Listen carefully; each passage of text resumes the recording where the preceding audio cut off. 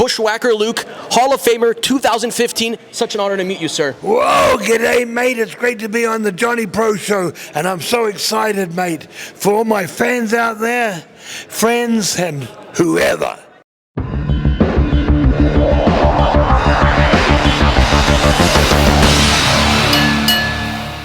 Inspired you to become a wrestler? What inspired me was a strange story. I don't want to go too deep, but my next door neighbor was a bodybuilder.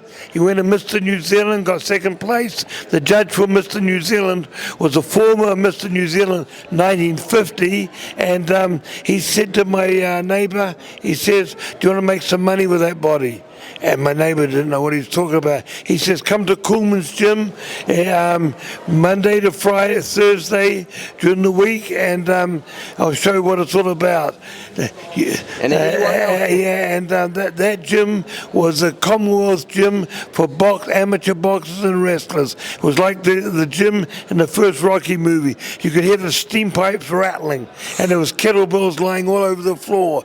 There was two machines, or what you call rack, a squat rack and a bench press rack. There was no other machine in the place. What was your favorite match throughout your whole career? My favorite matches, I guess, wasn't even in WWE.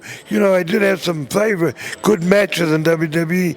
One to remember was the last time in that big stadium in England. Where AEW were. Wembley. Well, the old Wembley Stadium, the last show in the old stadium before they pulled it down was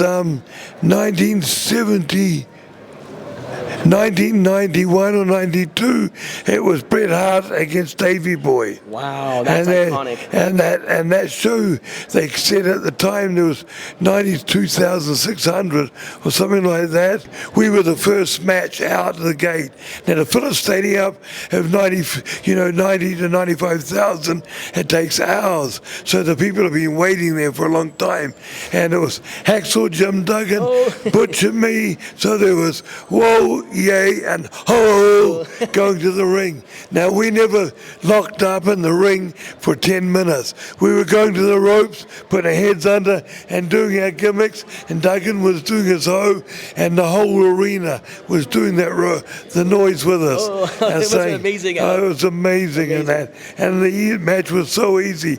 We were against the Nasty Boys and the Mountie. What did it mean to you to get inducted to the Hall of Fame with your tag team partner, Butch, in 2015? Oh, that was, mate. Well, that was the pinnacle, mate.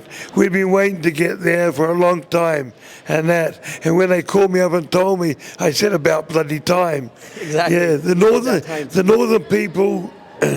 And in the U.S., a lot of them never heard of the sheep herders. They thought we started in the later parts of our life.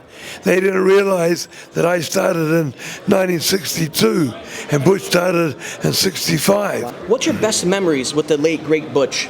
Oh, a lot of things, mate. What's like? Well, you know when he came over and that his family was all against it, because his health was so, but he stopped taking his water pill, and that was the cause of water in his lungs and water around his heart. And bye-bye to Butch. But Butch was more than a brother to me. Everybody said that when he passed away here, he come back to the country he loved to be with his first wife. That was me. He'd been married 3 times. I'd been with him on the road for 35 years. So you're a special wife. we've been together for 50 years, but he went home in 2002. So we've been together. At first, for the first 15 to 20 years, or 15 years, sharing the hotel room together, and then room next door to each other. I can imagine the stories you guys have. And the partners, you got to buy the Bushwhackers book. Guys, you guys got to come and buy it for sure. This is definitely a must read. I got mine. I'm going to show you. It's called Blood, Sweat, and Cheers. The blood and the sweat is for when we were the bad guys, and the cheers is when we went in WWF, when the people liked us. And this tells stories driving through battlegrounds. We're hearing guns going off in the background. It's a lot of drug, sex, rock and roll. It's all in this book. It's definitely a must-read for sure. Because since we're in Canada, you have some stories how you were with Stu Hart. Any Bret Hart, Stu Hart, mate, stories? They were the worst ribbers. The kids were the worst ribbers in the business. And, you know, Stu, I think underneath he liked the ribs, but, you know, the kids' ribs were heavy. You do them on somewhere today, and the guy would walk out of promotion. They'd run straight to the promoter, and you know, and if he couldn't do anything, they'd leave.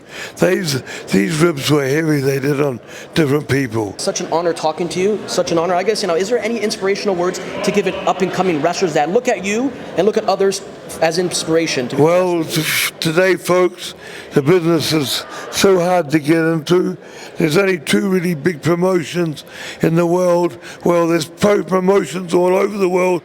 Japan, where a lot of guys go to start, but in the States, there's 2 promotions, and one mainly it gives you the big push, and that's WWE.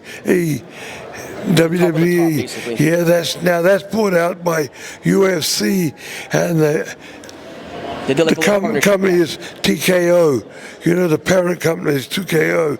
Now, for a start, just don't think you can get in the ring and roll around the mat. You've got to hit the gym and get a body.